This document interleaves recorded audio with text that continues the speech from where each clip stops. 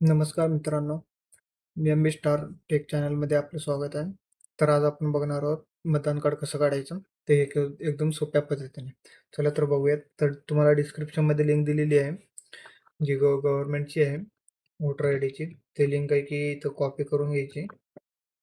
अशा प्रकारे voter service portal म्हणून एक पोर्टल येईल, वोटर सर्व्हिस पोर्टल. तर इथं तुम्हाला आहे की इथं लॉग इन आणि साइन अपचं 2 ऑप्शन दिलेलं आहे. जर पहिल्यांदा तुम्हाला फॉर्म भरण्यासाठी लॉग इन करून घ्यावं लागेल. तर लॉग इन करण्यासाठी तुम्हाला साइन अप करावं लागेल आधी. साइन अप करायचं, देन नंतर लॉग इन करायचं. जर हे माहिती नसेल तर याचा व्हिडिओ मी डिस्क्रिप्शनमध्ये टाकेन. तर इथं बघू शकता, तर आपल्याला वोटर रजिस्ट्रेशन इथं ऑप्शन दिसतंय. तर इथं दुसरं पण भरपूर ऑप्शन आहेत हां. पण आपल्याला नवीन वोटर आयडी काढायची त्यासाठी हे वाला ऑप्शन आपण क्लिक करणार. तर इथं बघू शकता, जर ट्रॅक ॲप्लिकेशन स्टेटस आपण फॉर्म भरल्यानंतर आपलं ॲप्लिकेशन कुठपर्यंत गेलेलं आहे, काय नाही, ते आपण याच्या थ्रू बघू शकतो, ट्रॅक ॲप्लिकेशन स्टेटस. किंवा एपिक डाउनलोड म्हणजे मतदान कार्ड इथून आपण डाउनलोड करू शकतो, एपिक नंबर आपल्याला भेटल्यावर. तर चला, जर आपण स्टार्ट करूया. फिल फॉर्म 6 वर क्लिक करूयात. तर इथं आपल्याला लॉग इन म्हणते. मग पहिल्यांदा मी लॉग इन करून घेतो, कारण मी ऑलरेडी केलेलं आहे साइन अप वगैरे लॉग इन. तर इथं मी करून घेतो.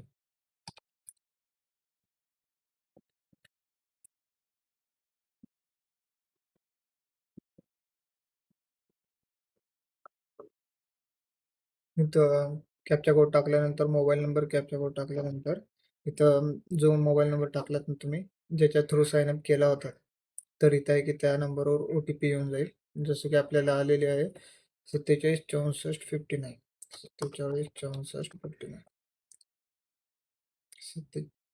व्हेरीफाय आणि लॉग इन करायचं. इथं बघू शकता आपलं लॉग इन झालेलं आहे. तर इथं आपल्याला न्यू वोटर रजिस्ट्रेशनवर क्लिक करायचं आहे. तुम्हाला ए टू झेड पर्यंत सांगणार, ए ते एल पर्यंत आहेत. कसे बॉक्स काय फिल करायचं, काय नाही, कोणते डॉक्युमेंट लागतात, काय नाही. एकदम 5 मिनिटामध्ये, आणि तेही फ्री ऑफ कॉस्ट, म्हणजे काही सुद्धा फीस नाही आहे त्याला. गव्हर्नमेंटकडून फ्री आहे. ते तुम्ही घरबसल्या एकदम सोप्या पद्धतीने काढू शकता. तर इथं बघूयात, तर पहिलं सेक्शन आहे select state, district, assembly, parliament. तर इथं पहिल्यांदा तुम्हाला स्टेट स्टेट काय आहे तुमचं, महाराष्ट्र किंवा पंजाब, बिहार कुठलेही असेल तर तिथले सिलेक्ट करा. जसं की आपण महाराष्ट्रात असतो, मराठी बोलतोय म्हणल्यास महाराष्ट्राचा महाराष्ट्र सिलेक्ट केला. त्यानंतर डिस्ट्रिक्ट डिस्ट्रिक्ट आता तुमचं कोणतंही असू द्या. जसं की मी करतो पुणे, पुणे सिलेक्ट करतो. पुण्यामध्ये नंतर इथं नेम ऑफ असेंब्ली कन्सिस्टन्सी हे विचारलेलं आहे. नंबर माहिती नसेल तर सिलेक्ट एसी करायचं. आता तुम्ही कुठं राहता, भोसरी, चिंचवड, दौंड, इंदापूर, हडपसर. तर मी इथलं सिलेक्ट करतो, भोसरी सिलेक्ट करतो. त्यानंतर आता आपल्या इथं काही भरायचं नाही. नेक्स्ट दुसऱ्या ऑप्शनला यायचं. बीमध्ये पर्सनल डिटेल्समध्ये नाव आणि सरनेम. तर इथं बघू शकता इथले बॉक्स काही ओपन झालेले नाहीत. का? कारण की आपल्याला इथं आहे की इथं जर गेला तुम्ही पर्सनल डिटेल्सवर गेलात तर इथं बॉक्स ओपन होत नाही. त्यासाठी तुम्हाला इथं नेक्स्टवर क्लिक करावं लागेल. क्लिक केल्यानंतर इथं बॉक्स ओपन होतात. मग आता इथं नाव टाकतोय. जसं की मी इथं महादेव नाव टाकलेलं आहे इंग्लिशमध्ये. तेच आपल्याला इथं खाली मराठीमध्ये पण पाहिजे. तर मी टॅब दाबला, महादेव आलेलं आहे. जर इथं महादेव नाव येत नसेल, वेगळं काहीतरी जरा नाव येत असेल, महाला काना येत नसेल, तर इथं आहे की तुम्ही कीबोर्ड दिलेला आहे आणि मराठी, तर इथून तुम्ही करेक्ट करू शकता.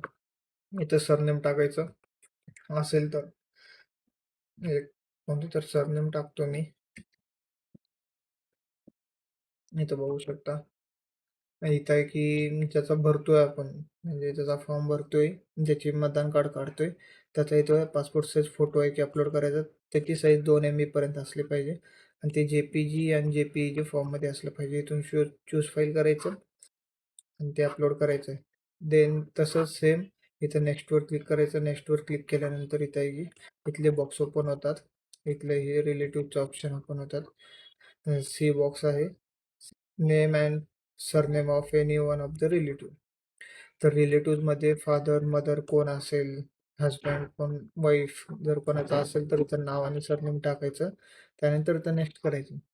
तर नेक्स्ट केल्यानंतर डी ऑप्शन आहे कॉन्टॅक्ट डिटेल्स. कॉन्टॅक्ट डिटेल्समध्ये मोबाईल नंबर, स्वतःचा ईमेल आयडी स्वतःची पाहिजे.